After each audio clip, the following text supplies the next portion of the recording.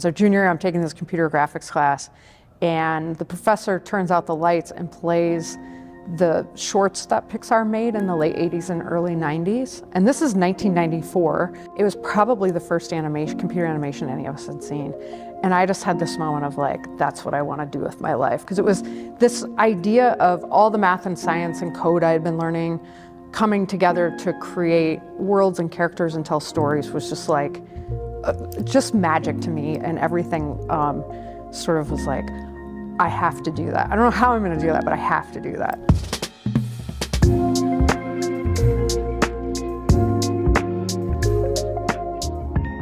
I went to this little quirky private elementary school that was awesome in Boulder, Colorado.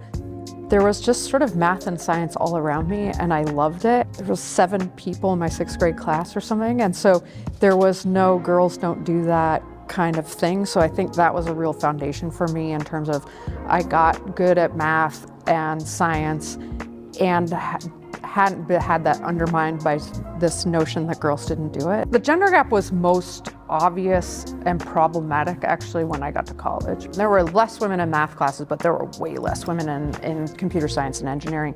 And it just kind of put me in a position, as it does most people I think, where you walk in the room and you don't feel like you belong. And everything that happens after that, if it doesn't go perfectly, just sort of serves to underscore that.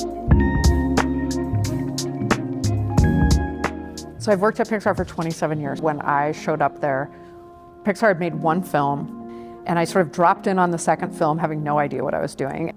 There was no one else that had made a computer animated feature-length film, so we were making it up as we went. It is a company full of really wonderful people.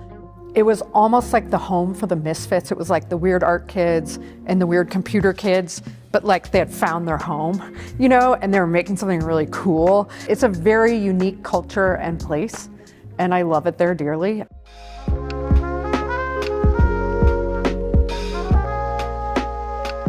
I think for a long time it was just about trying to make great movies, and the technology was advancing and figuring out how to do that. Then there's a certain point where you're a little more established. We were bought by Disney, and you turn around and you realize that like, hey, these rooms are really uneven in some places, and that's not cool. Like, we need to do something about that, and we can't just say, well, we didn't get any applicants.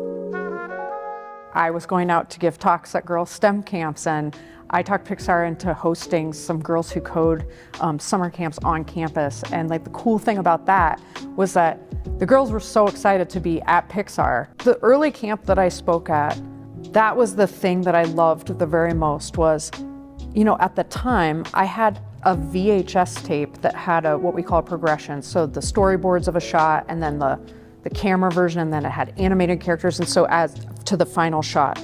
And I'm pressing play and pause on this VCR, and I have a big sheet of paper that I'm drawing the XYZ axis on and telling them how we do the math to make this movie, and trying to keep it all very much in the realm of what they might have already learned between 7th and 8th grade already. And so like, you've only learned the XY axis, here's what the XYZ axis is. And our movies are made up of points that are plotted on the XYZ axis.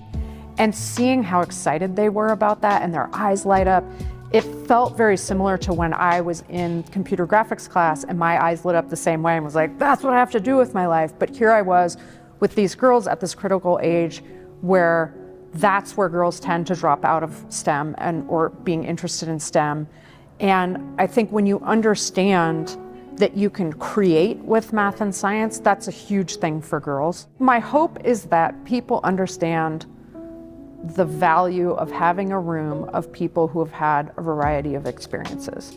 And I think it's really human to want people who agree with you or who look like you because it's comfortable, but knowing that having a room with diverse experiences and backgrounds and opinions is going to get you to a higher level, and it is fundamentally going to change the product that you are making or what you are creating in that room. That is a critical thing that we've really been missing out on for a long time.